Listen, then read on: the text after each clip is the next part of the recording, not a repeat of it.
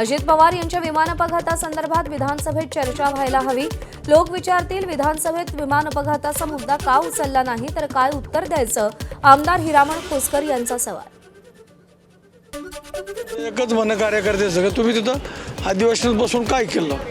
ज्या माणसाने तुम्हाला घडवलं, एवढं मोठं केलं, त्या माणसाच्या जीवावर तुम्ही 10 वर्ष, आता माझ्यासारख्या सामान्य कार्यकर्त्याला प्रत्येक कार्यकर्ता म्हणतो ज्याचा काही संबंध नाही, ज्याची कुठल्याही राजकारणी संबंध, त्यांनी फक्त दोन्ही इलेक्शनला माझ्या पाठीमागावर फक्त आमदाराचा दादाचा शिक्का म्हणून, त्या कुटुंबातला शिक्का म्हणून माझ्या पाठीमागे राहिले, मतदान केलं. आणि त्या लोकांना सुद्धा अपेक्षा आहे.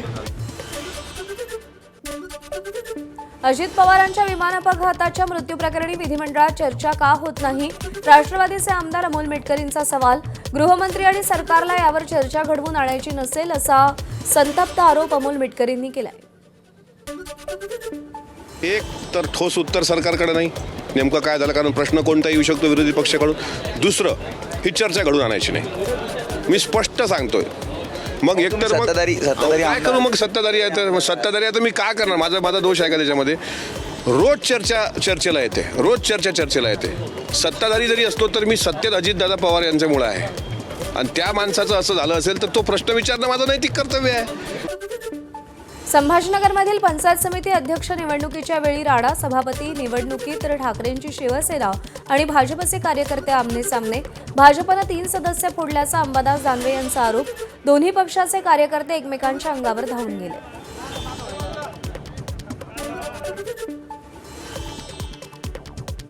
छत्रपती संभाजीनगर पंचायत सभापती निवडणूक. ठाकरेंच्या शिवसेनेचे 3 पंचायत सदस्य गायब.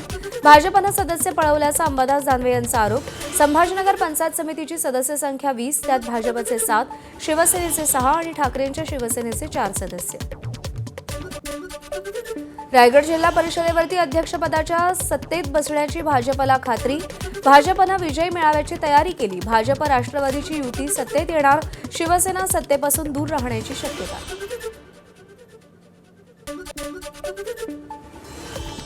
नागपूरमधल्या कंपनीत झालेल्या स्फोटातील मृतांची संख्या 23वर.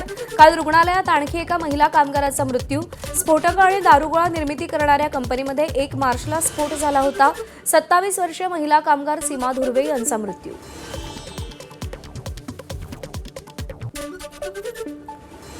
पुण्यात शिक्रापूरमध्ये ट्रॅव्हलच्या धडकेत दुचाकीस्वाराचा जागीच मृत्यू. रस्त्यावरून दुभाजकावर वळताना दुचाकीला ट्रॅव्हलरची धडक. अपघाताची घटना सीसीटीव्हीत रेकॉर्ड.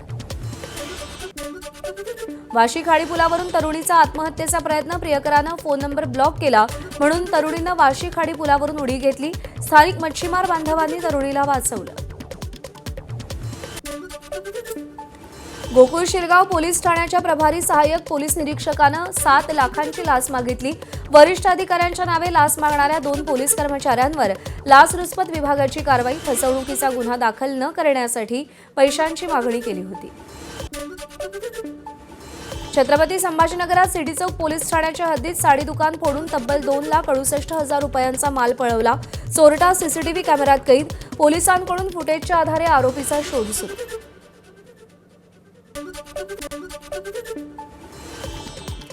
सोलापूरच्या सांगोल्यामध्ये वाकी इथं 10वीचा पेपर संपल्यावर विद्यार्थी आणि शिक्षकांवर मधमाशांचा हल्ला.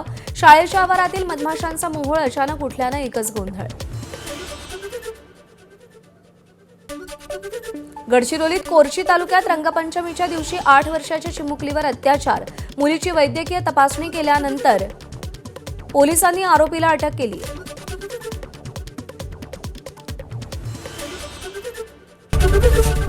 एबीपी माझा, उघडा डोळे बघा नीट.